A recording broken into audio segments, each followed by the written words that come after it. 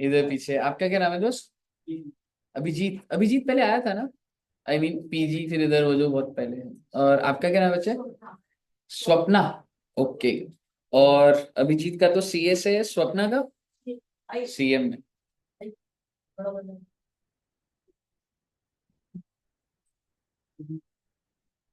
आइए सर, हमारा ना एक चैप्टर चल रहा था बच्चे।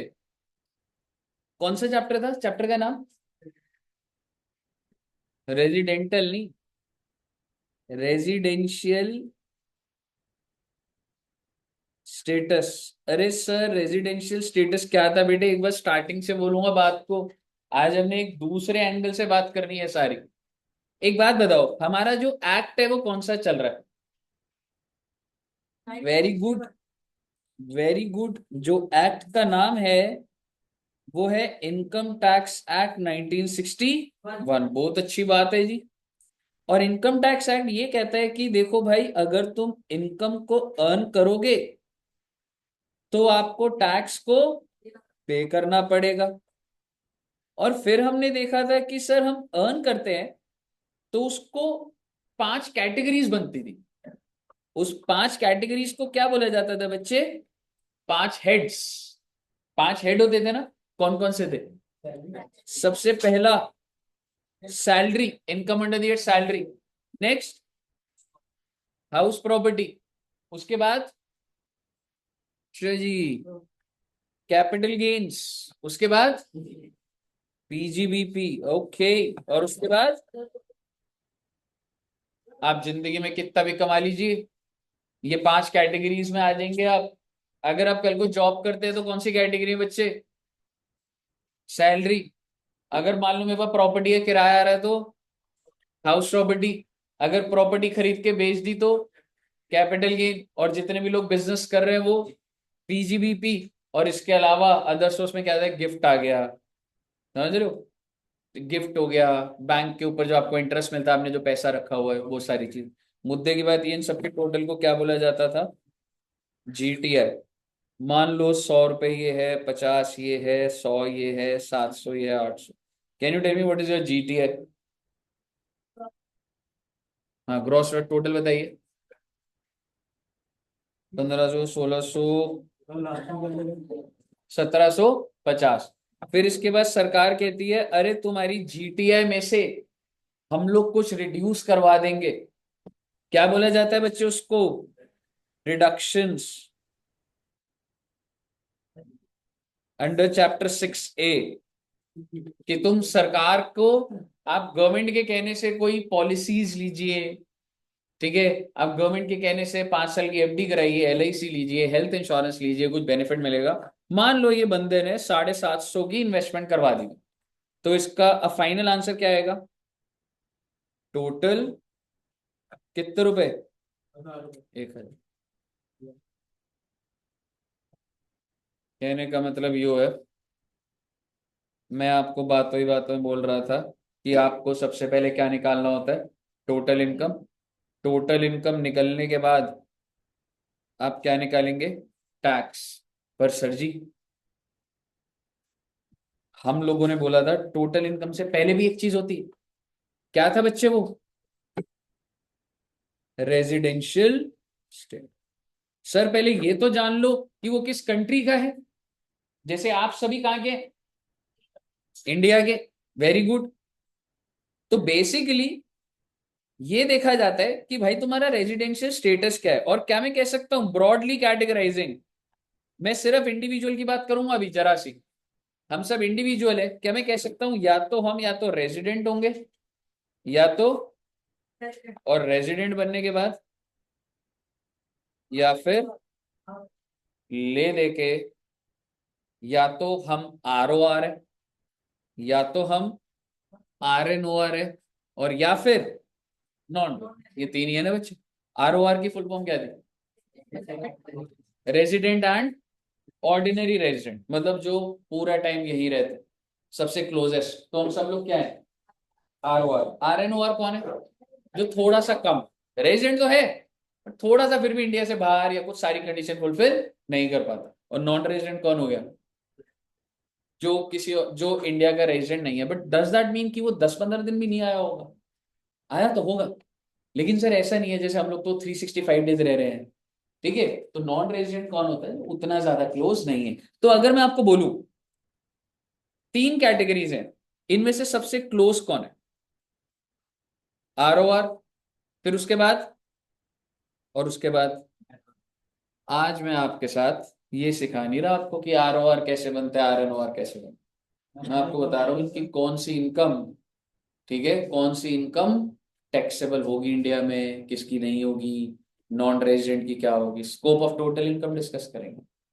हाँ जी, क्या कह रहे थे दोस्त?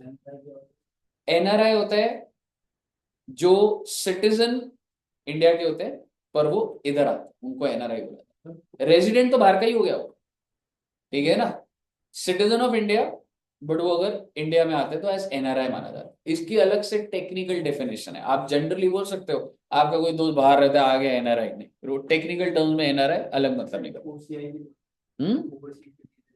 ऐसे बहुत सारी चीज होती है, वो आप फाइनल में देखोगे आप। ठीक है बच्चे, तो अब जो मैं लिख रहा हूं ना, यहां से आपने नोट करना, ठीक है बच्चे, और बहुत ही अच्छे से notes banana please. And it is scope of total income, section 5। Okay,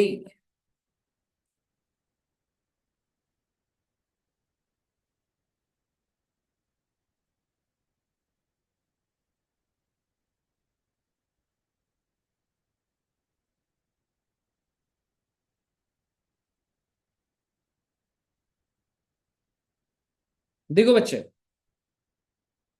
एक इंसान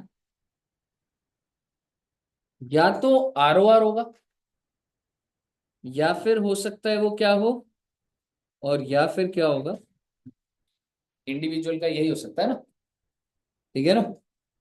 और यहाँ पे हम लोग लिख रहे हैं पर्टिकुलर्स। ओके, अब आप मुझे बताइए, मैं अब बहुत सारी बातें करूंगा इनकम से रिलेटेड, और वो तो आइए सबसे पहले लिखते हैं, एनी इनकम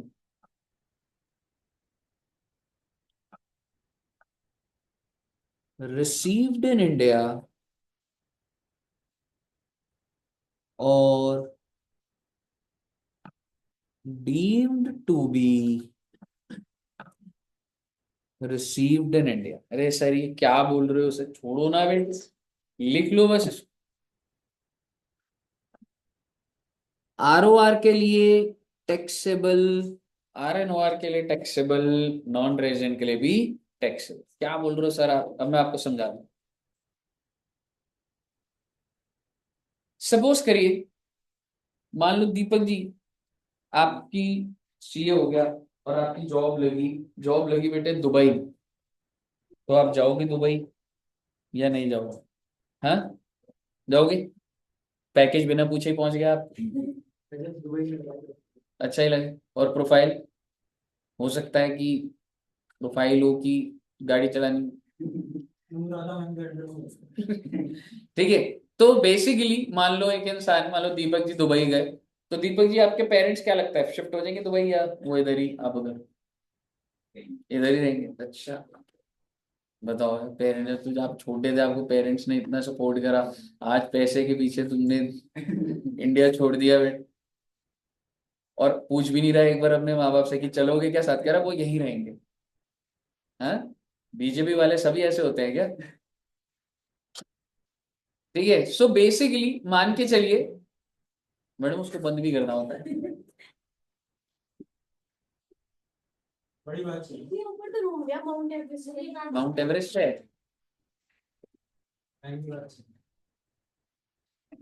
एवरेस्ट पे इतनी गर्मी कहाँ होती है? ठीक है, मुझे बताइएगा,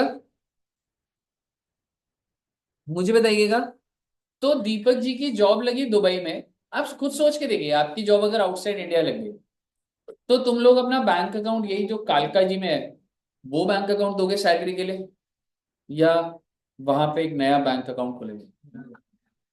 नया खोलेंगे, वहां तो आपको SBI नहीं मिलेगा ना, state bank of Dubai, SBD, या होगा उधर भी? नहीं हो, मतलब बहुत ही दूर दूर स्कैटर्ड ब्रांचेस होंगे। जैसे यहाँ पर भी, हाँ जी, स्विस बैंक होगा उधर। स्विस बैंक के बारे में आप क्या जानते हो? स्विस बैंक होगा उधर, ठीक है। आप समझिए जैसे आपने बाहर के यहाँ पे कोई बैंक देखा जो बाहर का बैंक है पर इधर ब्रांचेस है। एक्सिस बैंक बाहर का नहीं है मैडम, इंडिया का ही बैंक है। कैनरा बैंक कौन सी कंट्री का है? हाँ, नहीं, HSBC हो सकता है बाहरों, पर bank of America, American express, ये सारे आपको इधर ब्रांचेस दिख रही हैं? नहीं, पर ये आपको कहीं ना कहीं ब्रांचेस दिखेंगी, ठीक है। ऐसा नहीं है कि इसकी इंडिया में ब्रांचेस नहीं है। ज्यादा क्यों नहीं है? उधर कोई हमें हम फॉरेन बैंक समझ के कोई अकाउंट ही नहीं खुलाता। समझ रहे हो? आप आज के टाइम पे आपको बैंक अकाउंट खोलना हो, आप बैंक ऑफ अमेरिका में खोलोगे अकाउंट? नहीं खोलोगे। कौन से बैंक अकाउंट में खोलोगे? SBI। जनरली हर कोई कहाँ चला जाता है? SBI। मुद्दे की बात ये है, जब आप बाहर दुबई में गए, आपने 1 महीने काम कर लिया, आपकी कंपनी आपको सैलरी का बोलेगी भाई अकाउंट डिटेल तो दे दे, तो आप अपना क्या बोलोगे? ये दिल्ली में कालकाजी में मेरा एक ब्रांच है, येस बैंक है मान लो यहाँ पे, तो वो डिटेल दोगे और पैसा इधर आ जाएगा। आ जाएगा, आ तो जाता है, लेकिन आप मुझे बताइए विड्रॉ कैसे करोगे? वहां पे क्या ब्रांच ढूंढते फिरोगे आप? तो इट इज लॉजिस्टिकली भी हमें यही चाहिए होता है कि जब हम दुबई गए, किसी भी कंट्री में गए, जो बैंक आपको वहां के वहीं पे अकाउंट खुलवाएंगे ना आप, तो दीपक जी आपने वहां के बैंक में अकाउंट खुलवाया, ले तो ऐसा कर लिया तो बिल्कुल सही। लेकिन अगर इसने, आप सोचिएगा, अब मैं दोबारा कहानी बोल, दुबई में काम करा, 1 महीना काम करा, इसको सैलरी मिलनी है महीने की 5 लाख रुपए, इसने बोला ये मेरे दिल्ली वाले अकाउंट में ट्रांसफर कर दो। कंपनी कह रही है क्यों? कह रहे वो पेरेंट्स, मेरे पास तो भी फंड्स पड़े हुए हैं, इंटरनेशनल कार्ड, ये मेरा एक है बैंक, मैं पेरेंट्स के पास चला जाएगा, मेरा ही अकाउंट है, दीपक का ही अकाउंट है, और सैलरी अकाउंट क्या हो गया? दिल्ली में आ। तो भैया मेरा आपसे सवाल, इसने कमाया कहां पर? दुबई। पर अगर इसने रिसीव इंडिया में कर लिया ना, टैक्स हो जाएगा। और रिसीव्ड का मतलब होता है फर्स्ट रिसिप्ट। इसको सबसे पहले कौन दे रहा है पैसा? कंपनी दे रही है ना, फर्स्ट रिसिप्ट। समझ रहे हो? तो बेसिकली जो भी लोग बाहर जाते हैं, अगर वो उधर कुछ कमाते हैं, तो क्या वो इंडिया का बैंक अकाउंट देते होंगे? क्या वो यहाँ का बैंक की डिटेल देंगे? नहीं, गड़बड़ हो जाएगी अगर बंद करके आएंगे भाई, ठीक है। तो बेसिकली अगर आपने दुबई में कमाया और पैसा इंडिया में रिसीव कर लिया, तो क्या हो जाएगा बेटा? Taxable. Any income received in India is taxable. सुनते जाइएगा, आपके सवाल, आपके दिमाग में कई सवाल आ रहे हो। सर एक इंसान है, वो 10 साल से USA में काम कर रहा है, USA में पैसे ले रहा है, अब उसने सोचा अब और काम नहीं करना, अब इंडिया आ जाओ। आपने मूवी देखी है स्वदेश? स्वदेश नहीं देखी? स्वदेश में वो एक बहुत बड़ा साइंटिस्ट होता है USA में, और 10 साल बाद वो अपने गांव आ जाता है, ठीक है। तो उसने वहां बहुत कमाया होता है। तो आपको क्या लग रहा है, अगर वो US से छोड़ के इंडिया आएगा तो अपने पैसे को वहीं पर रहने देगा? क्या करेगा? कैसे लेकर आएगा? बैग में भर भर के। Money laundering. आपका दिमाग हमेशा उल्टा ही क्यों चल रहा है? मनी लॉन्ड्रिंग इज अलाउड और not allowed? Not allowed. So why do you want to do money laundering? Which party you are from? BJP? No future. ठीक है, आपके अंडर आम आदमी पार्टी, ठीक है। सो बेसिकली आप मुझे बताइएगा कि जब आप लेकर आओगे, मान लो भाई तुम भी नौकरी कर रहे हो यार, ऐसे बहुत सारे लोग हैं भाई, 10 साल से काम कर रहे हैं, 5 करोड़ कमा लिया भाई, पड़े हैं बैंक अकाउंट में, अब इंडिया हो गया तो छोड़ के आ जाओगे? लेकर आओगे कैसे? बैंक में भरोगे? बैंक टू बैंक ट्रांसफर होगा, तुम्हारा बैंक तो USA का होगा, उसको क्या बोलोगे, यहाँ तुम्हारे घर के आसपास जो ब्रांच है उसमें ट्रांसफर कर दे, तो क्या टैक्सेबल हो जाएगा क्या? हम्म। भाई मैं, हाँ, कितने बच्चे कह रहे हैं टैक्सेबल हो जाएगा? वही जो पैसा आप लेकर आए, हाँ, कितने बच्चे कह रहे हैं टैक्सेबल हो जाएगा? और कितने बच्चे कह रहे हैं कि नहीं होगा? बाकी बच्चे इमेजिन ही नहीं कर पा रहे कि बाहर नौकरी लग रही है या कुछ नहीं। मेरे भाई, तू बाहर नौकरी करता है, तूने 10 करोड़ बना लिया वहां पे, अब तू हमेशा के लिए वो कंट्री छोड़ के वापस आ रहे हैं, तो उधर पैसा पड़ा ना तेरा वहां के बैंक में, तो उसको यहाँ लाएगा या वहीं छोड़ देगा? लाना पड़ेगा। तो बैंक टू बैंक की ट्रांजैक्शन होती है ना, ठीक है? तो इंडिया में आ गया वो पैसा, तो नाउ इट इज रिसीव्ड, तो क्या ये टैक्सेबल हो जाएगा? मेरा आपसे सवाल, मेरा आपको मतलब आंसर ये है, टैक्सेबल नहीं होगा। क्यों नहीं होगा सर जी? वो बेटे एक बार आपका पैसा आप अपने एक अकाउंट से दूसरे में डालो तो इनकम थोड़ा होती है उस चीज से। मैंने क्या लिखा था यहाँ पे? First receipt. मैंने सर जी 10 करोड़ कमा लिए, आज मैं 10 करोड़ लेके आ रहा हूँ, तो उस चीज को ये थोड़ा ना बोला जाता है कि ये received in India first time, तो मेरा ही पैसा जो मैं लेकर आ रहा हूँ। इस चीज को क्या बोला जाता है? रेमिटेंस। आप समझिए, there is a difference between received and remittance. Remittance होता है मेरी एक पॉकेट में पैसा है, मैं एक पॉकेट से दूसरी पॉकेट में डाल रहा हूं। ये क्या हुआ, रिसीव्ड या रेमिटेंस? रेमिटेंस। रिसीव्ड होता है जो जिस बंदे से मैंने कमाया जो पैसे देगा वो फर्स्ट टाइम कहाँ तेरा पैसा। तो अगर आप 10 साल से काम कर रहे हैं, अब यूएसए में, आप यूएसए का सारा पैसा यहाँ ट्रांसफर करते हैं after you have received that, कोई दिक्कत वाली बात नहीं। क्या आपके लिए टैक्सेबल होगा? नहीं। अभी आपको क्लियर होता जाएगा। और मैं इतना बोल रहा हूं, received is different from remittance. मैं दो केस बनाऊंगा, फटाफट आप समझिएगा। आप दुबई में गए, दुबई में नौकरी कर रहे हैं, आपने अपना बैंक अकाउंट डिटेल यहाँ का दे दिया, दिल्ली का, तो क्या ट्रीटमेंट हुआ? टैक्सेबल। आप दुबई में काम कर रहे हैं, दुबई में बैंक अकाउंट था, आपने उसमें डाला, फिर आपके पेरेंट्स को आपने ट्रांसफर करा या अपने बैंक अकाउंट में ट्रांसफर करा यहाँ पे कि यूज हो जाए। अब जब आप ट्रांसफर करेंगे तो टैक्सेबल या non non tax? Because this is not receive, this is just remittance. सही, क्लियर है बच्चे? यूएसए में ऑलरेडी टैक्सेबल हो गया होगा। मैं हम स्टेप बाय स्टेप इसके आंसर, उसका मैं अभी थोड़ा सा सिर्फ आप अब समझिए। Any income received in India is taxable for all. ठीक है जी, आगे समझिए। और यहाँ पे ना बच्चे ब्रैकेट में सेक्शन 7 पे लिख लेना बच्चे, ठीक है? हाँ जी, चलिए next. Any income accrued in India. Accrued समझते हो बेटे? जहां पे आपने मेहनत करी।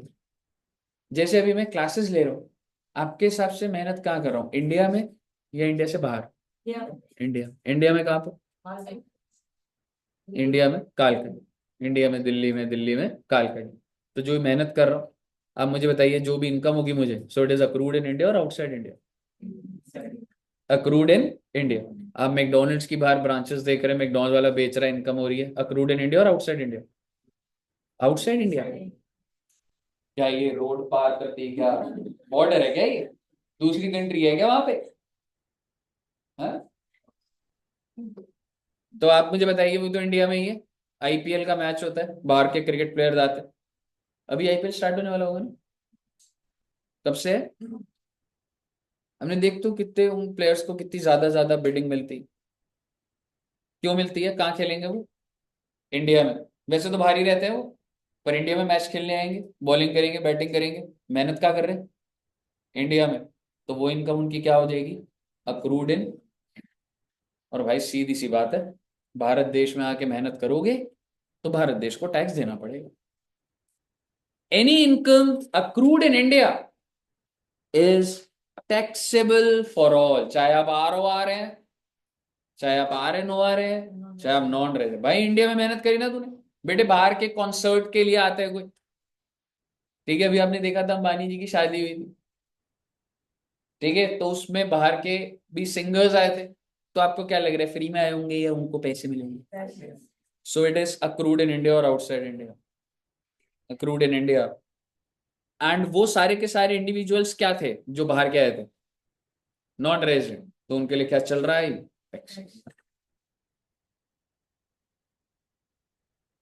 क्लियर है? और सर ये आप बार बार डीम्ड क्यों लिख रहे हो, समझाऊंगा आपको। डीम्ड अक्रूड इन ओके, एक दो बातें और बता दूं भैया। आप सभी के सभी आर ओ एन और नॉन रेजिडेंट हो। आर पूरे वर्ल्ड में कहीं भी कमाए उसके लिए टैक्सेबल। आपका अगर आज यूएसए के अंदर घर है, आपको किराया आ रहा है, चाहे पैसा वही है, क्या आपको भारत देश को टैक्स देना है? हम्म? आप आर है, यही रहते यही नौकरी करते, पर तुमने दुबई में घर लिया, ठीक है, वैसे किराया आता है, तो क्या आपको जो दुबई में रेंट मिल रहा है आपको, क्या उस पे इंडिया में टैक्स देना है या नहीं देना? हम्म? किराया वही। आंसर इज, आप आर है ना, तो आपको हर इनकम पे पूरे विश्व में आप जो भी कमा लीजिए, आपको भारत देश को टैक्स देना पड़े। आप मुझे बताइए, बात सही है कि नहीं? तुम पहली यार तुम्हें, ठीक है ना? तो भाई आर की जिंदगी तो खराब है, पूरे वर्ल्ड में कहीं भी कमा ले, भारत सरकार को टैक्स देना पड़ेगा। ये थंब रूल्स होते हैं। अगर मैं आपको सही मायने बोलूं, मैं नोट लिखवाऊंगा भी, टोटल 3 थंब रूल है। पहला, for R everything is taxable, पहला थंब रूल। दूसरा, any income received in India is taxable for all, any income accrued in India is taxable for all. मैं लिखवाऊंगा आपको भी, ये 3 पिलर्स है लॉजिक बनने के। मुझे बताइए, क्लियर है बच्चे? आइए नेक्स्ट लिखते हैं, इसका बताइएगा क्या होगा।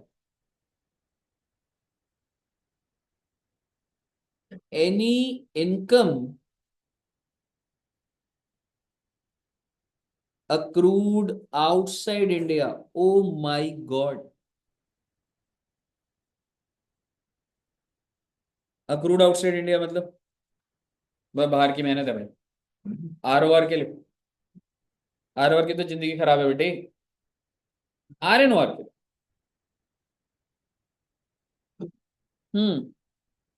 टैक्सेबल या नॉन टैक्सेबल? Very good. और नॉन रेजिडेंट के लिए, भाई जो इनकम बाहर कमा रहे हो, अगर आप आर है तो आपको टैक्स देना है, इसके अलावा आपको इंडिया में नहीं देना। क्लियर है बच्चे? ओके, अभी ऐसे पॉइंट चलते जाएंगे। Any income accrued outside India but controlled from India. अरे सर ये क्या बोल रहे हो बेटे? अक्रूड आउटसाइड इंडिया है, पर कंट्रोल फ्रॉम इंडिया मतलब there is some business connection और something is in India. Sir ये कैसे एस्टैब्लिश होगा? लिखा हुआ मिलेगा तुम्हें ऐसे,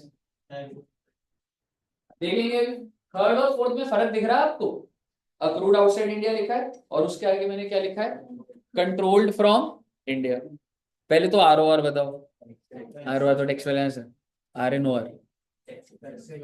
ध्यान रखिएगा, आर टैक्सेबल हो रहा है और यहाँ बच्चा गलती करता है, इसलिए मैंने मार्क कर दिया।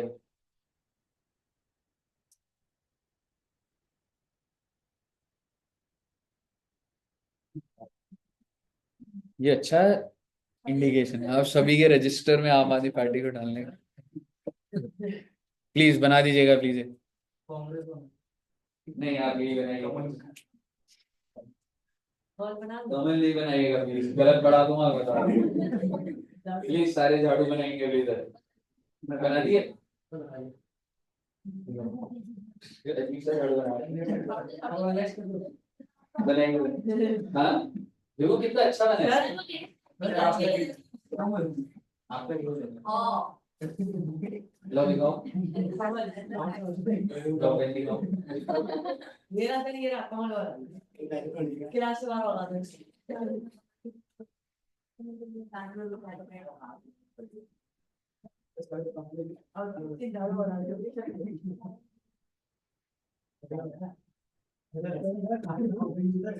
झाड़ू कैसा है बना? आपने जो बना आइडियल वाला बनाया, देखो से क्या कह रहा है भिखारी होगा झाड़ू ऐसे तो सीख वाला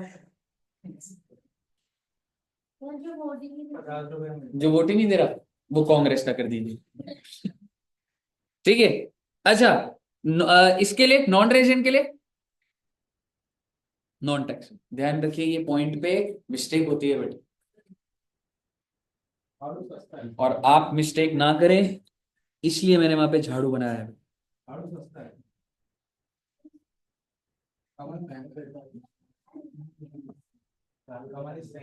क्या है वोटेड है कम है?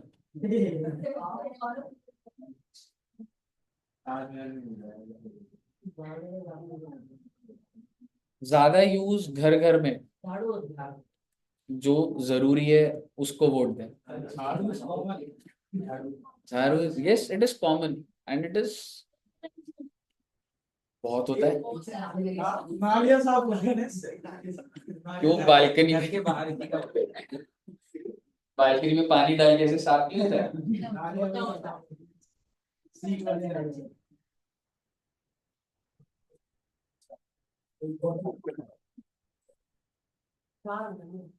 200 रुपए की 4 झाड़ू? नहीं वो तो मैंने कर लिया कैलकुलेट। ठीक है। अच्छा अगला देखते हैं क्या बताओगे। Any income accrued in India but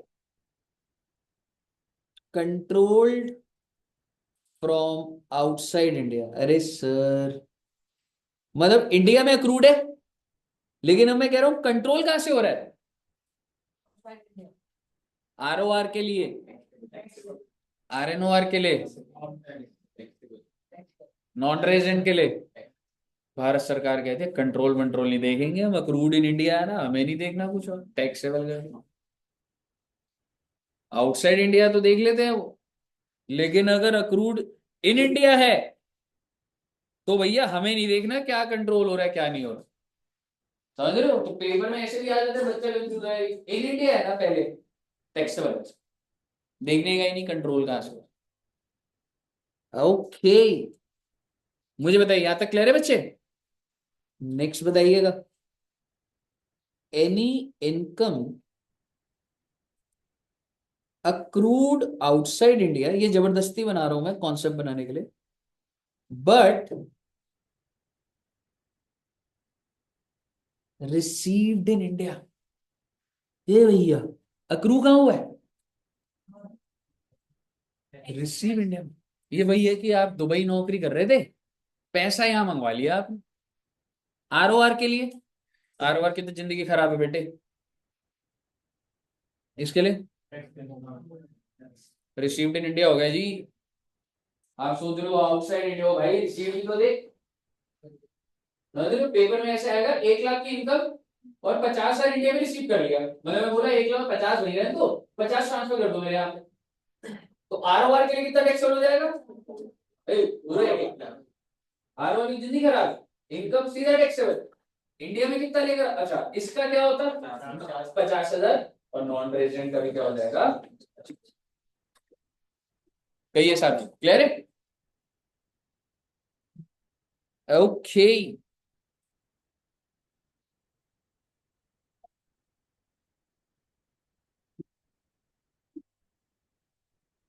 ये वाला देखते हैं आप क्या आंसर देते हो, ठीक है। अब ये पॉइंट जो लिखूंगा ना, देखते हैं क्या आंसर। अगर आपने गलत दिया तो आप मेरी बात मान जाइएगा, ठीक है, आम आदमी पार्टी, ठीक है। और अगर आपने सही दे दिया तो आप बीजेपी को वोट देंगे, ठीक। ऐ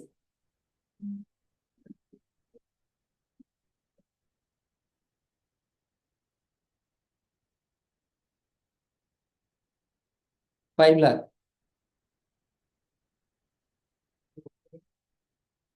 हाँ मतलब काइंड ऑफ। बेटे कितने रुपए रिसीव हुए आपको? 5 लाख रुपए। कहाँ पे और कहाँ से मिले? आउटसाइड इंडिया, USA से मेरे को 5 लाख रुपए रिसीव हुए, वो लोन लिया मैंने। मेरा आपसे सवाल,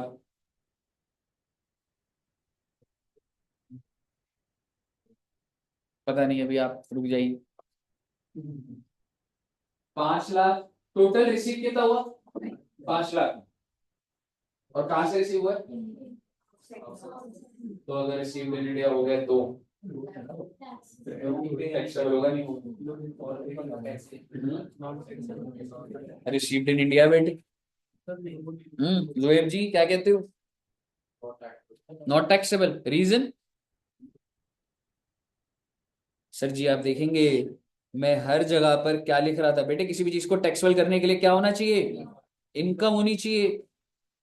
और यहाँ पे क्या लिखा हुआ है? लोन। तो आरओआर के लिए नॉन टैक्सेबल मतलब नॉट एप्लीकेबल है, मतलब टैक्सेबल क्या वर्ड भी यूज नहीं कर सकता। बताइए क्लियर है? नहीं आपको ना बता दिया इन्होंने ना, पहले वो जो देखा हुआ है ना, खुशी वर्मा जी ने बता दिया है। मीनू जी ने टैक्सेबल फॉर ऑल लिखा है। तो उस हिसाब से आंसर गलत है, तो आप सभी को अब ओके। अगला देखिएगा, एक दो ना नए नए पॉइंट आएंगे। Agricultural income earned on agricultural income earned on agricultural land situated in India। धीरे धीरे बोलूंगा। आपको इनकम कैसे हो रही है बच्चे? कैसे होती है एग्रीकल्चर इनकम? आपके घर के बाहर जो सब्जी वाले भैया आते हैं,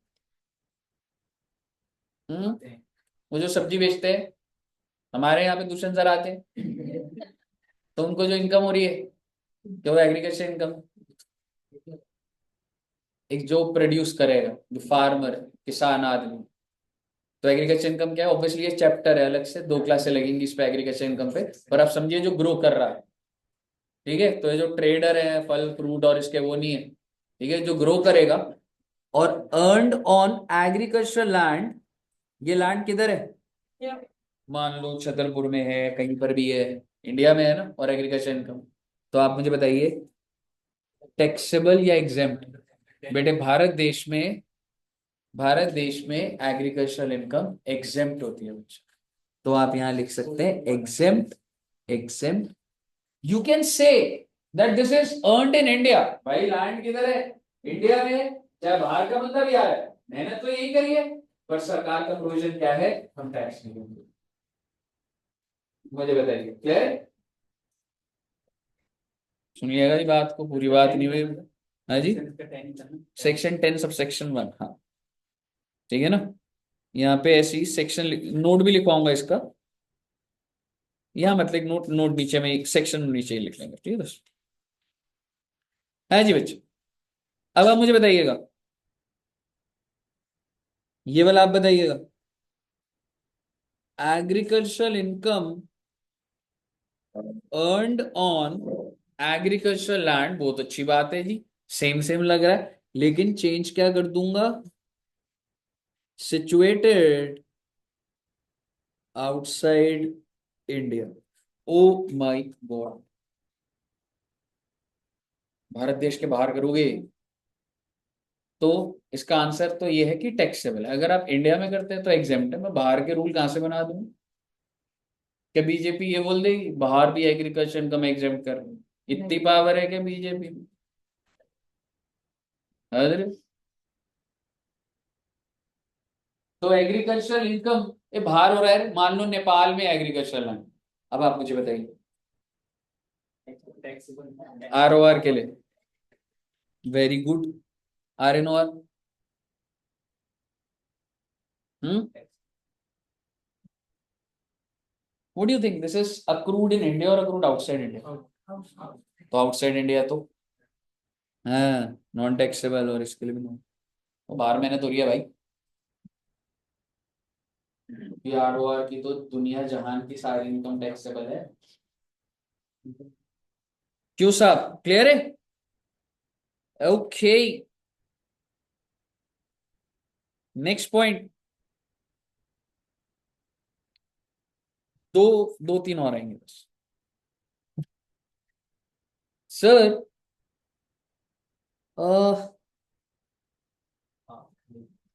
gift receive from relative of individual. आपको बता दूं, अगर आपका रिलेटिव आपको गिफ्ट देता है तो वो टैक्सेबल। पहले गिफ्ट इनकम होती है नहीं होती? इनकम होती है जी। Gift is income. अगर मैं आप सभी बच्चों को 1-1 लाख रुपए गिफ्ट कर दूं तो क्या आप सभी की इनकम हो जाएगी? तो उस पर टैक्स लग जाएगा, और मैं चाहता नहीं कि आपके ऊपर टैक्स लगे। तो मैं अगर आपको दूंगा, वी आर नॉट रिलेटिव्स, तो इसलिए आपके हैंड में क्या हो जाएगा? टैक्सेबल। लेकिन अगर आपके पेरेंट्स आपको गिफ्ट करे तो, मान लो बर्थडे पे गिफ्ट कर देते पेरेंट्स, नहीं मिलता है? क्या मतलब, क्या मिलता है? ओ, कितना? आप कभी, है मनी लॉन्ड्रिंग, कुछ सही नहीं जा रहा आपके साथ आज। कितना कितना कैश मतलब ऐसे मिलता है? हाँ योगिता जी, कितने? 5,000? कितने तो मिलते ही होंगे, इतने सारे पेरेंट्स को। गलत ही हो रहा है। हाँ? पर वैसे कुछ पेरेंट्स गिफ्ट करते हैं कुछ, मतलब कुछ भी, जब फ्रेंड्स कोई पार्टी दे दे, पॉकेट मनी मिलती है बच्चों को। मतलब जो भी डेली का खर्चा है वो देते हैं घर में। फिर ऐसे होता है कभी कोई कि पैसे दिख गए तो 500-200 उठाए, ऐसे उठा सकती है नहीं? बात चोरी की नहीं है, पर मन तो करता ही है।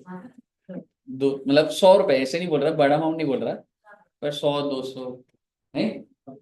चलो ठीक है ना? तो रिलेटिव से आपके पेरेंट्स आपको हमेशा से गिफ्ट ही तो दे रहे हैं बेटे। एक बात बताइए, गिफ्ट क्या होता है? आपने कुछ भी नहीं करा और आपको पैसे मिल रहे। बेटे आप इधर ट्रांसपोर्टेशन का खर्चा पेरेंट्स से ला रहे हो, गिफ्ट ही तो है, आपने उनके लिए क्या करा? कुछ करा आपने? बताइए। सर घर का काम कराते हैं वो। ठीक है। तो बेसिकली टेक्निकली तो गिफ्ट ही है। फिर आप यहाँ पे कोचिंग क्लासेस की फीस दे रहे हो, आपके घर वाले ही आपको दे रहे हैं, तो सारा गिफ्ट है। पर क्या है, टैक्सेबल हो जाएगा? नहीं होगा, क्योंकि वो आपके रिलेटिव से गिफ्ट मिलता है तो वो टैक्सेबल नहीं होता, वो एग्जेम्प्ट हो जाता है। अगला चैप्टर हो सकता है हमारा, ये स्टार्ट होगा 2 क्लासेस के बाद। सरनेम से नहीं होता, पूरा एक फैमिली ट्री बनेगा कि आपकी जब शादी होगी तो क्या होगा। शादी पे गिफ्ट मिले, सोच, मिलता नहीं मिलता गिफ्ट? नहीं, ऐसे नॉर्मल वाला गिफ्ट है। हाँ हाँ, उसे भी गिफ्ट ही कहते हैं। तो वो तो अपनी बेटी को देंगे ना। हाँ एग्जैक्टली। नहीं मतलब ठीक है, जब उस चैप्टर पे आऊंगा तो डिटेल्ड बात करूंगा। और ये अंदर में आ गया। ठीक है।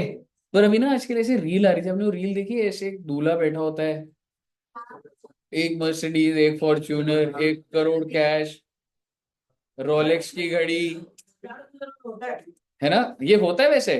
कोई देखा है किसी? इतना इतना ज्यादा अमाउंट? एक फॉर्च्यूनर है कि हाँ हाँ।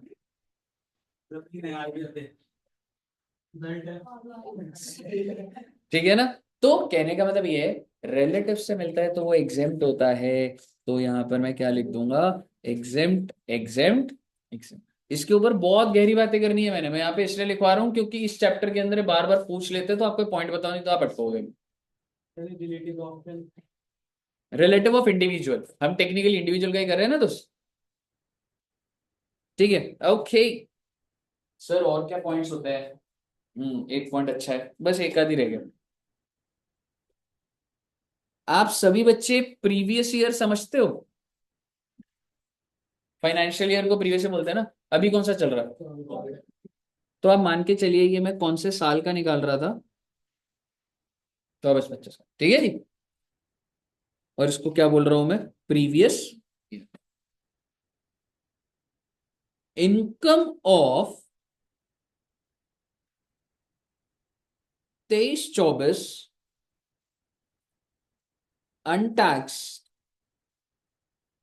अनटैक्स का मतलब रह गई सर, गलती हो गई सर, आपने कमाई आपने भी नहीं बताई, आपसे गलती होगी, क्या हो गया, या ड्यू टू एनी रीजन वो इनकम को हमने दिखाया ही नहीं कि वो इनकम।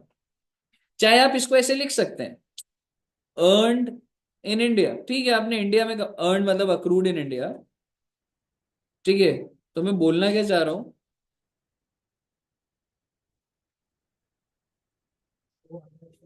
हाँ, अनटैक्स्ड कौन से साल में, इन 2300। देखो भाई, आपने कमाई कब थी, 2300, और क्या 23-24 में उस पे आपने टैक्स दिया नहीं दिया, नहीं दिया, अनटैक्स मतलब रह गया सर। और अक्रू कहाँ हुई थी, तो अब क्या करूं, 24-25 टैक्सेबल करूं कि सर पिछले साल रह गई तो इस साल की इनकम बढ़ा के दिखा देता हूं, ऐसा नहीं होता भाई। पुराने साल की जो डिटेल है उसको रिवाइज करिए, उसी साल में टैक्सेबल होगा वो, उसका फॉर्म दोबारा से खुलता है, उसको अपडेट करिए, टैक्स पे करिए पुराने वाले से। It is not a income of 24-25, 24-25 की कंप्यूटेशन में नहीं डालूंगा मैं उसको, 24-25 की कंप्यूटेशन में 24-25 की इनकम आई, समझ रहे हो, ओके। सर वो नॉर्मल क्रेडिट से होता तो 50,000 होता ना गिफ्ट वाले में। वो नोट में और वैसे होता, सर इन एक्सेस हो जाता तो टैक्सेबल हो जाता तो पूरा हाँ वो तो फिर वो पूरा सर डिटेल्ड लेकिन प्रोविजन। इसमें मर्जी होती है ना कि मतलब कितने पे देना 50,000 से या फिर पूरे भी देना नहीं, पड़ेगा। अगर जैसी अगर गिफ्ट हो गया नॉन रिलेटेड 51 का, तो एंटायर अमाउंट टैक्स हो, पूरा 51 का। चॉइस नहीं होती क्या। नहीं चॉइस, ठीक है ना, मुझे बताइए, क्लियर है बच्चे। एक आखिरी एग्जांपल, बस एग्जांपल के तौर पे बोलूंगा, एक बंदा 10 साल से यूएस में कमा रहा है, प्लीज फोकस रखिएगा, 10 साल से, 11वें साल में इंडिया में 20 करोड़ लेकर आ गया, बैंक, कैश का काम था, कैश अलाउड था, हो सकता है ना उस गवर्नमेंट में अलाउड हो, और थोड़ा बहुत कैश तो अलाउड ही होगा, यार मैं बहुत सारा जोड़ लिया है या जो भी है, तो वापस ला रहा है, कैश में ला रहा है, मुद्दे की बात ये नहीं है, मैं कहना क्या चाह रहा हूँ, 10 साल, पिछले 10 साल से कमा लिया, 11वें साल में इंडिया में पैसा लेके आ रहा है, तो 11वें साल में टैक्स लगेगा या नहीं लगेगा।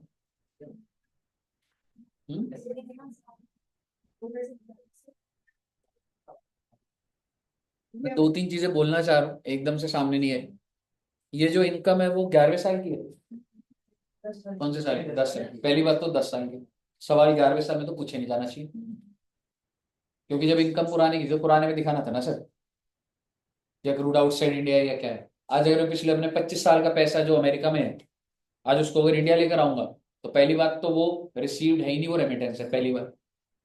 दूसरी बात, कोई बोले नहीं नहीं ये तो इनकम है, मैंने कहा भाई ये 6 साल पहले की इनकम है, ये तीसरे साल पहले की इनकम है, इस साल कैसे टैक्सेबल कर दोगे आप, समझ रहे हैं। पर मैं आपको कंफ्यूज नहीं करना चाहता, पहली बात, 10 साल की इनकम अगर मैं आज लेकर आऊंगा, it is not received in India, it is remittance in India, it is not taxable.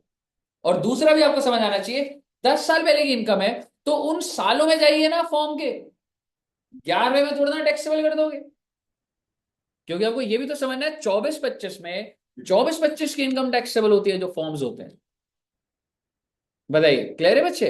तो ये आपका सारा का सारा टेबल है बच्चे, इसके ऊपर न्यूमेरिकल्स आते हैं, अब आप समझिएगा, मैं आपको स्क्रीन पे कुछ क्वेश्चंस दिखाऊंगा, और वो हम देखेंगे कि वो क्या बोलना चाह रहा है, ठीक है साहब, आइए, बल्कि एक एग्जाम्पल तो मैं आपको डिक्टेट करना चाहता हूं, और फिर हम करेंगे, तो एग्जाम्पल लिखेगा, चलिए।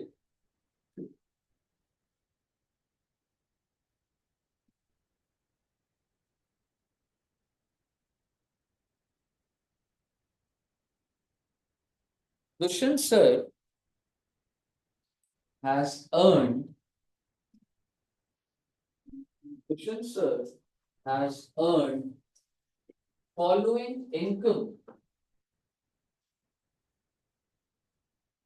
Dushyant sir has earned following income during the previous year, during the previous year 24-25. Full stop. Determine the total income of Dushyant sir if he is आपको उसके बाद ना ABC 3 बनाने, if he is ROR, RNOR और non tax. ठीक है बच्चे, और हमें कुछ पॉइंट्स लिखवाऊंगा, उनकी इनकम्स बताऊंगा। ठीक है सर। फर्स्ट पॉइंट, ये क्वेश्चन है, अगर वो आपको ऐसे कॉलम बनाने होंगे 5 पॉइंट होंगे, अभी तो क्वेश्चन ही चल रहा है सारा। ठीक है, ठीक है। First point, wages of rupees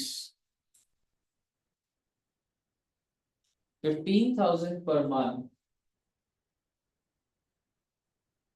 wages of rupees 15,000 per month from Edu Junction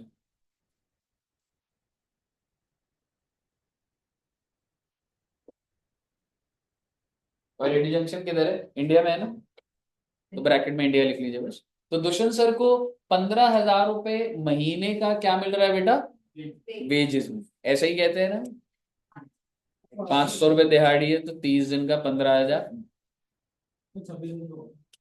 नहीं, संडे का भी दे देते हैं, वो संडे आते हैं, वो आप नहीं आते, आप सब ऐसे दे देते। ठीक है, second point,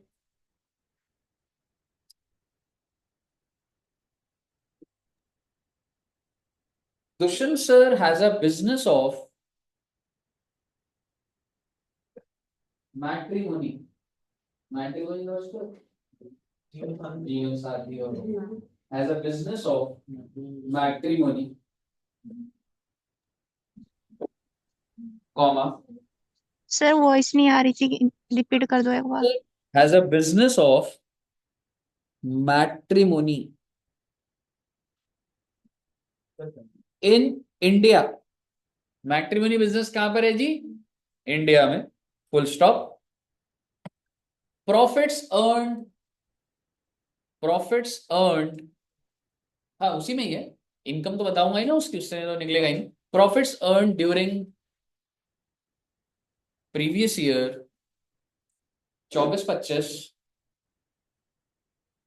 is 10 lakhs.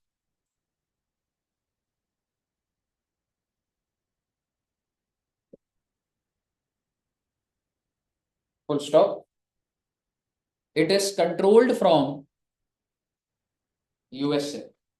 Okay, तो अभी दिमाग लगाएंगे एक साथ इसका, ठीक है ना। Next point, profit on, third point है, profit on sale of shares, profit on sale of shares of Reliance industries 50,000। चलो जी, 50,000 बेच के भी मिला है, ठीक है sir. Fourth point, Reliance industries से आपको शेयर्स, आपने शेयर्स बेचा उसके, ठीक है ना। Next point, pension receive from US government, pension received from US government in USA 30,000।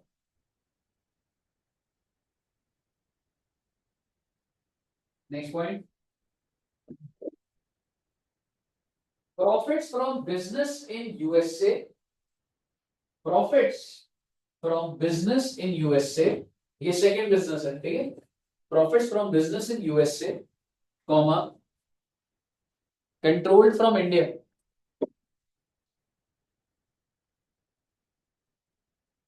One lakh. आगे सुनिएगा, 1 लाख लिख दिया, full stop. 60% of the profits, नहीं उसी के अंदर है, full stop. 60% of the profits are brought in India, brought काट के रिसीव कर लोगे, यहाँ पैसा ना सोचो रेमिटेंस है वो है।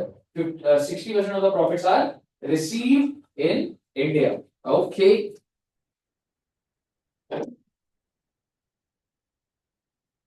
Next point, rental income,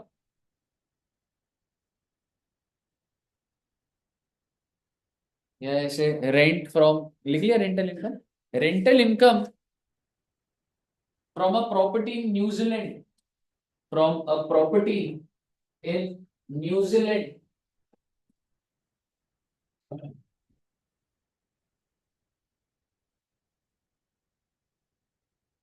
2 lakhs,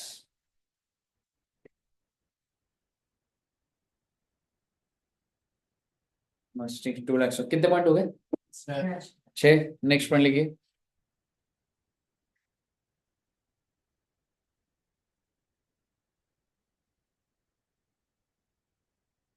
gift of ₹5 lakh received on the occasion of marriage, marriage लिख क्यों नहीं पा रहे आप, हाथ ही रुक गया। 7th वाला point. 7th point, yes sir. 7 point, 5 lakh on the occasion gift of ₹5 lakh is received on the occasion of marriage of Dushyant sir. भाई साहब शादी में जो भी गिफ्ट मिलता है टैक्सेबल एग्जाम, एग्जाम, ठीक है जी। कितने पॉइंट हो गए? 8 वाली की, 8 पॉइंट तक बस। एक और कुछ ऐसा लिख देता हूँ, हाउस प्रॉपर्टी का डाल देता हूँ, agricultural income outside India, agricultural income outside India ₹3 lakhs, comma 30% is received in India, 30% is received in India। Okay, तो सर अब इसमें हमने क्या करना है, सुनो ना बेटे, क्या करना है, इसका जो सॉल्यूशन बनेगा अभी आप समझिएगा एक बार, ठीक है, पॉइंट बाय पॉइंट समझिएगा पहले। अगर दुष्यंत सर या तो ROR होंगे तो क्या क्या टैक्सेबल होगा, अमाउंट लिखूंगा, RNOR होंगे तो क्या होगा, और नॉन रेजिडेंट। मेरा आपसे सवाल, सबसे पहला पॉइंट जो है, क्या आप मुझे बता सकते हैं क्या पॉइंट था? वेजेस ऑफ ₹15,000 पर मंथ, तो साल का कितना हो गया? 15,000 इंटू 12, 180, 180 क्या है, वेजेस ऑफ 1,80,000 हो गया टेक्निकली। कहाँ पे काम कर रहे हैं? तो इसका मतलब उन्होंने, दुष्यंत सर ने मेहनत तो इंडिया में ही करी है ना, तो इसका मतलब taxable for all, accrued in India हो गया ना वाला पॉइंट। आपको कनेक्ट करने में कौन सा पॉइंट है ये?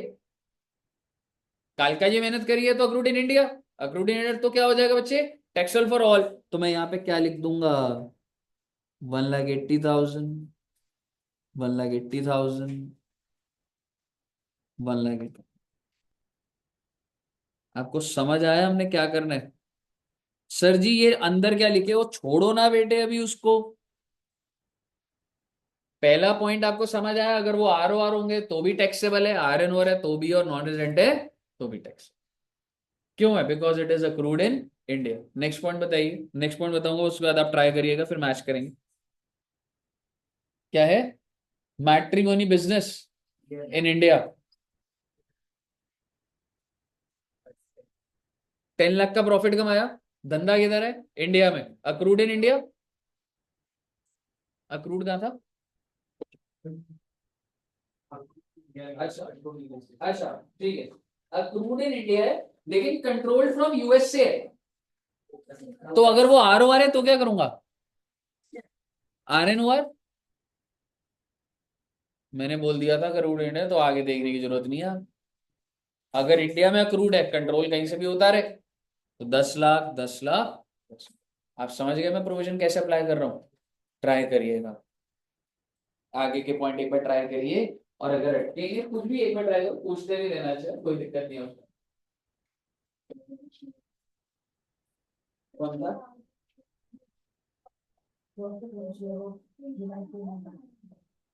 अगर कुछ भी रिलायंस के शेयर है, वो इंडियन कंपनी है, तो बाहर का वो लॉजिक नहीं है इंडिया में।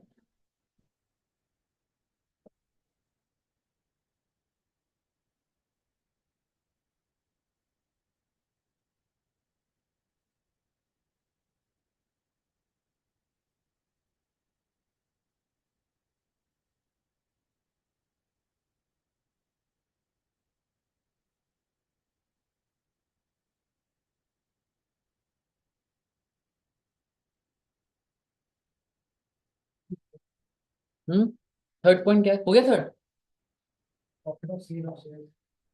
हाँ ठीक है। आपने शेयर बेचे किसके?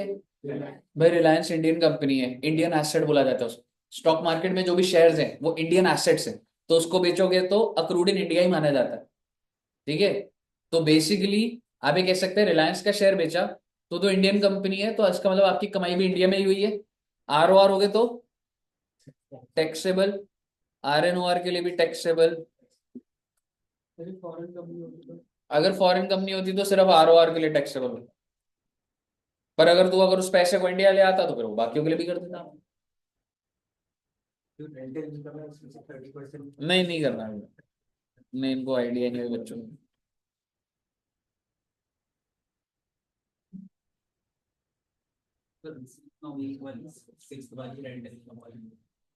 क्या था 6 पॉइंट क्या था?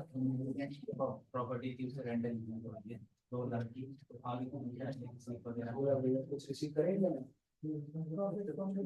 अगर कुछ नहीं लिखा हुआ तो इंडिया में रिसीव हुआ, सिर्फ आर के लिए टैक्स बाकी अकाउंट आउटसाइड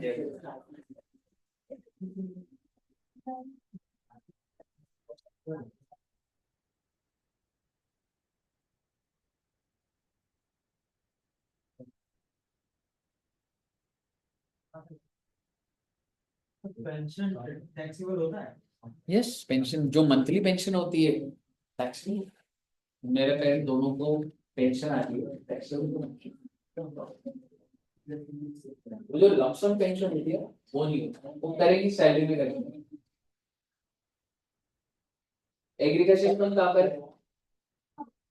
तो पहली बात तो टैक्स में तो है, but it is accrued outside India.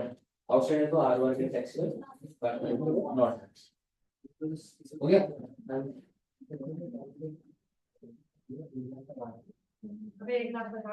बच्चे मतलब आप अपना ट्राई करो, मैं ऑब्वियसली इसको सॉल्व करूंगा, फिर ना मुझे ना टोटल बताना कि अगर वो आर ओ आर होते तो टोटल कितना निकला उनका income, R N O R होते तो क्या निकला इनकम, और नॉन रेजिडेंट होते तो क्या निकला।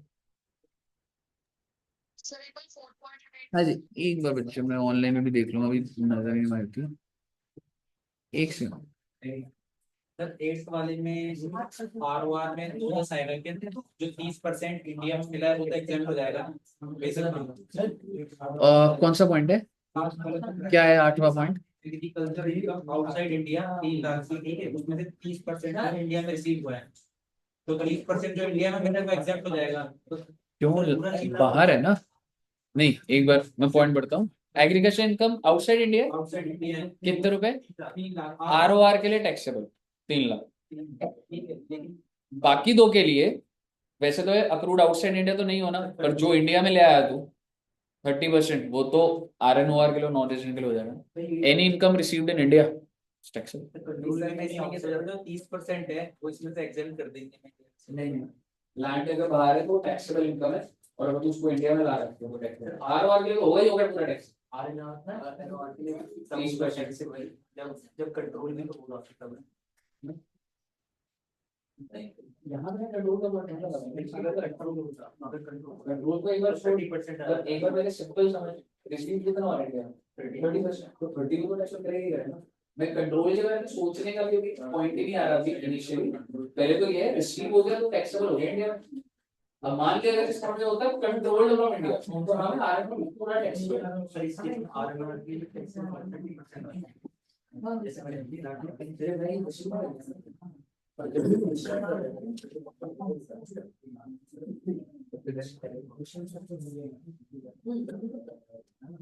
क्या हुआ? मान लो कि पाकिस्तान में शादी नॉन रेजिडेंट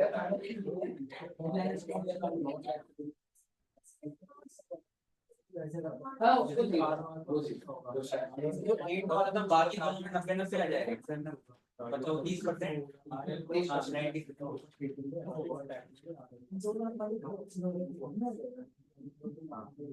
मैं एक बार क्वेश्चन की फोटो खींच लेता हूँ और फिर हम डिस्कस करूंगा।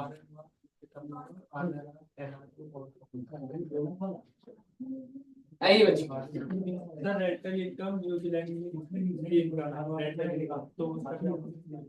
न्यूजीलैंड में है ना, तो पहले समझ अक्रूड आउटसाइड इंडिया, पर आर ओ आर के लिए तो taxable, R N O R के लिए zero, non taxable zero.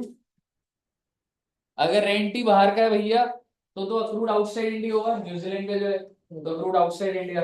Are O R के लिए तो टैक्सेबल होना ही होना है, और are N O R non resident के लिए नहीं होगा। एक बार आंसर बताना, देखते हैं किसका मैच होता है, क्या होता है ना।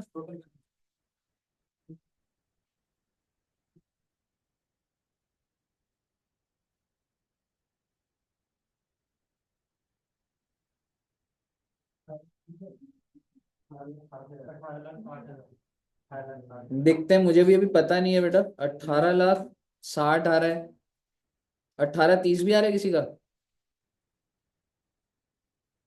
18,30,000 भी। और आर एन ओ आर का कितना बच्चे?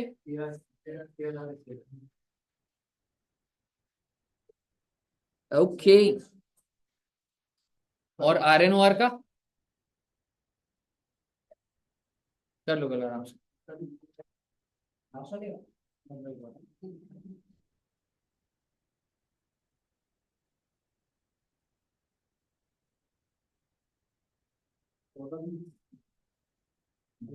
उससे ज्यादा है किसका? 14,20 किसका? आर एन ओ आर का।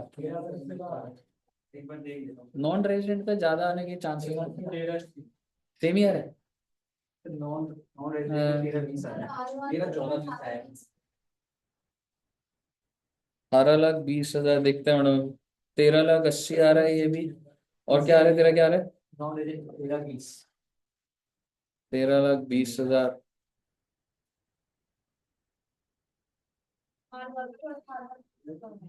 18,30,000 आ रहा है। Let's see.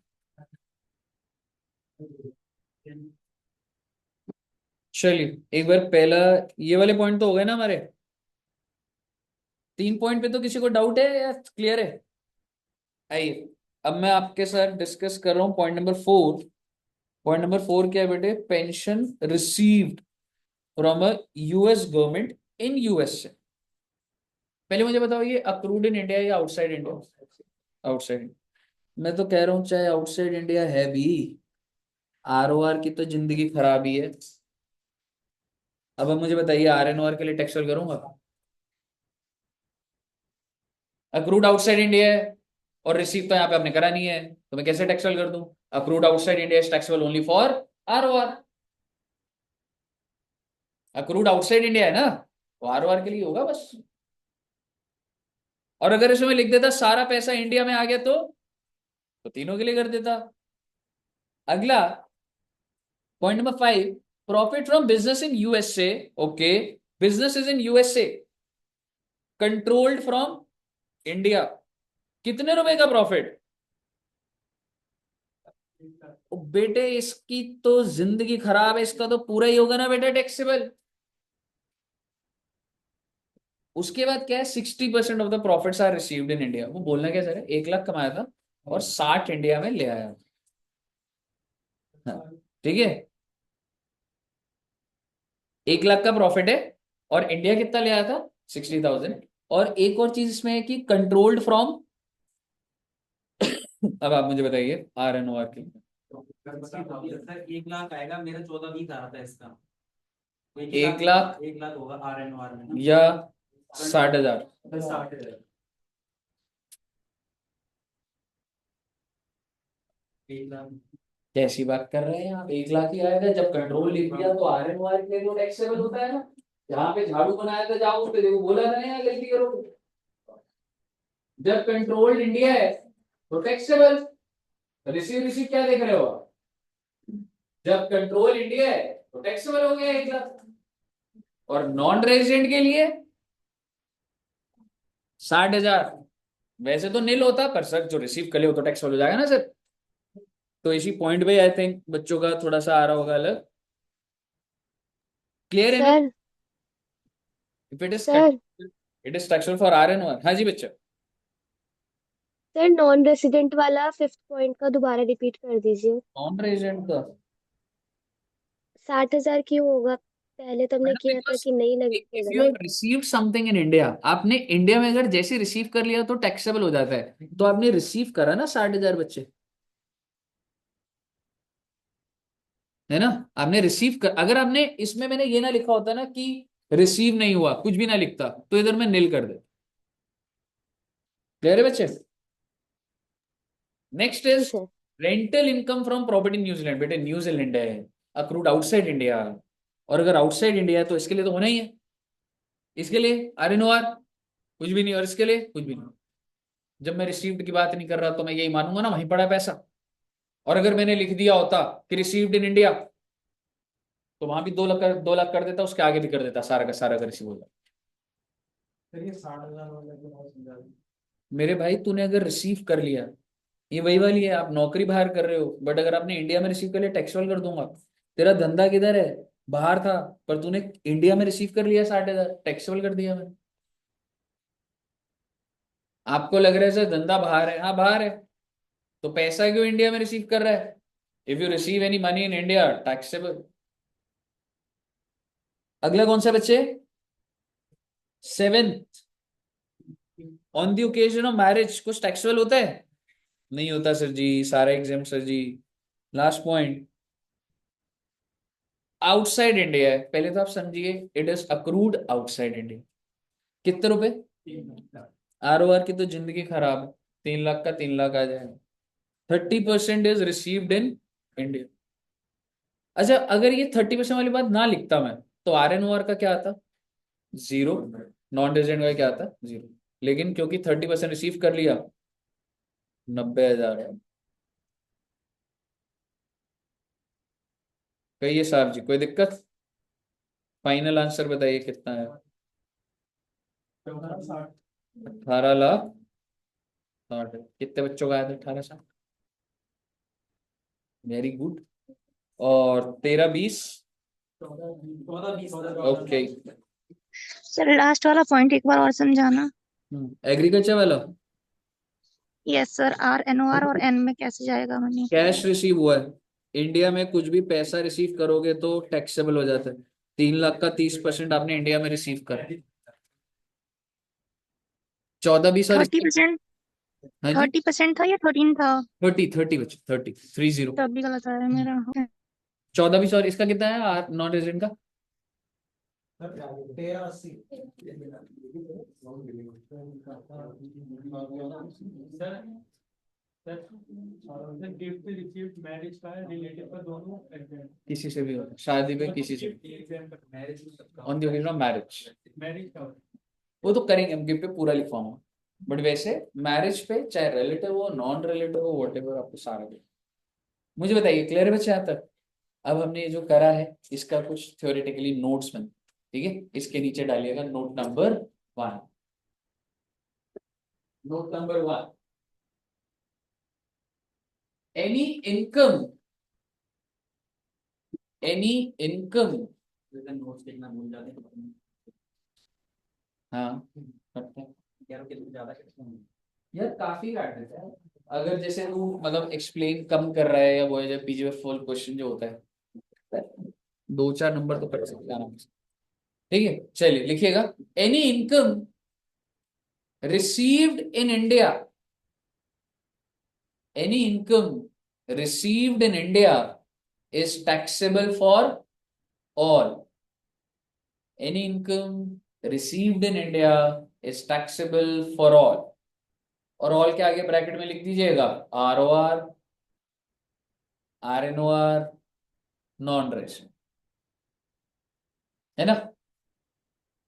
Note number 2, any income accrued in India, any income accrued in India is taxable for all, bracket में लिख दीजिएगा ROR, RNOR, non resident.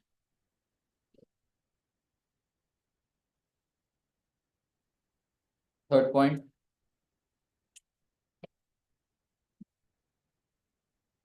the income earned by ROR, the income earned by ROR in India or outside India is taxable in India. Okay, यही 3 thumb rules थे ना बच्चे हमारे, ठीक है ना। नेक्स्ट नोट डालिए, बस 1-2 बातें और इसी में।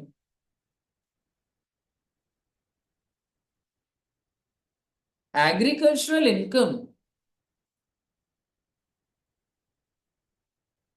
earned on agricultural income earned on agricultural land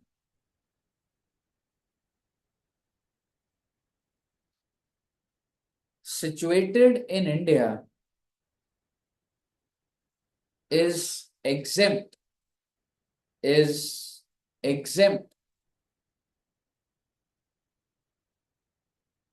full stop, is exempt under section 10 subsection 1, is exempt under section 10 subsection 1। Section 10 क्या है ना बच्चे, एग्जेम्पशन का ही होता है। ऐसे आप आगे कई सारे हेड्स पढ़ेंगे तो आप देखेंगे एग्जेम्पशन सेक्शन 10 में सब एग्जेम्पशंस दे, ठीक है। सो it is exempt under section 10 subsection 1, full stop. However, if agricultural income is earned on, however, if agricultural income is earned on agricultural land, if agricultural income is earned on agricultural land situated outside India, situated outside India, comma, it will be, क्या होगा, taxable for RO, it will be taxable for ROR। क्योंकि आप समझ रहे हो ना, अगर बाहर गया तो अक्रूड आउटसाइड इंडिया, और आउटसाइड इंडिया तो ROR के लिए तो होगा, बस समझ रहे हो, तो वो वाली चीज है। मुझे बताइए, यहां तक क्लियर है बच्चों को? चलिए, तो बच्चे हम लोग अभी का कंटेंट, आपको घर जाके भी कुछ नहीं करना, नेक्स्ट क्लास में भी 2-4 और कॉम्प्लिकेटेड ट्रांजैक्शंस और आती, ठीक है। हो सकता है नेक्स्ट क्लास में रेजिडेंशियल खत्म होगा, नहीं तो उससे नेक्स्ट क्लास। लेकिन अभी तक आपका जो भी, हमारी क्लास नंबर कौन सी थी रेजिडेंशियल की? 3rd, ठीक है। तो आपके इसके नोट्स तैयार होने चाहिए, क्योंकि जैसे ही खत्म होगा ना, हम लोग पेपर में कौन से क्वेश्चन आते हैं क्या है वो देखेंगे, तो तब तक प्रोविजन सारे याद हो, ठीक है बच्चे। Okay, thank you. सर हाँ जी बच्चे, ऑनलाइन में प्रैक्टिस के लिए कुछ क्वेश्चन है? खुशी जी एक बार बताता हूँ आपको, रिपीट करना। हाँ जी, क्या कह रहे हो बच्चे? प्रैक्टिस के लिए कुछ क्वेश्चन है क्या? मैं एक बार ग्रुप पे भेज दूंगा, लेकिन ओके, अभी नेक्स्ट क्लास में दोबारा से इसको देखेंगे, पर फिर भी 1-2 क्वेश्चन ना होंगे, मैं ग्रुप पे डाल दूंगा, ठीक है।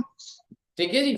चलिए, ऑनलाइन में सब बच्चों को क्लियर है? लास्ट 2 क्लासेस की फिजा जी, बच्चे वो यूट्यूब पे डला हुआ, आप मुझे मैसेज कर देना अभी, ठीक है। शिफा जी आप मेरे को बता देना, यूट्यूब पे ही डला हुआ है, ठीक है।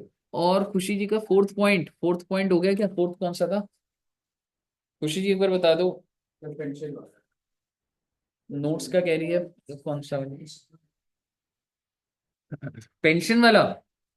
पेंशन क्या था भाई, कौन सी गवर्नमेंट से मिल रही थी? US गवर्नमेंट से मिल रहा था, तो अक्रूड आउटसाइड इंडिया सिर्फ ROR के लिए ही टैक्सेबल होगा।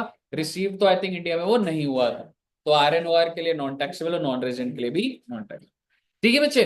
तो मैं आपको इसका जो भी नोट्स भी होंगे वो भी एक बार भेज दूंगा और क्वेश्चन भेज दूंगा, ठीक है। Any income received in India is taxable, ठीक है, अब हम लोग कितने बजे मिलेंगे? सीएम में और सीए वाले बच्चों ने मिलना है 2:30 बजे, 8 बजे होगा। एक क्लास छोटी सी है मैडम, 40 मिनट की क्लास लूंगा। ठीक सर है, हमारी क्लास तो नहीं है ना अभी नहीं अकाउंट्स आज की। सीएस की नहीं ले रहा, सीएस ओके। की अकाउंट्स मेरी नहीं होगी, आपकी दीपाली मैम के बाद ना फ्री हो जाओगे सीएस। रात वाली के दिल्ली लिंक भेज देना आप। हाँ हाँ, वो वो जो है मीटिंग आईडी भेज दूंगा देखो। ठीक है चलिए, okay, thank you very much, bye bye bye.